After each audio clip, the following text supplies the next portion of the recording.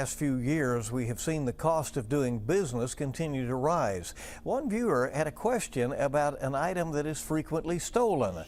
WKYT's Victor Puente has today's good question. For today's good question, Susan asks, when someone takes a shopping cart from a business's parking lot, can't they be charged with theft? I checked with Lexington police to see how often they get these type of calls. Public Information Officer Hannah Sloan told me stealing a shopping cart can be considered theft by unlawful taking. She said if a business reports a theft of a shopping cart, their commercial crimes unit will investigate. Looking at the numbers, though, that's not likely to happen. She told me their office hasn't heard of any being reported in the last year. I also talked to Steve McLean with the Kentucky Retail Federation. He said the cost of a shopping cart is about $200. And one retailer told him in their Lexington division they buy 2,500 new carts a year.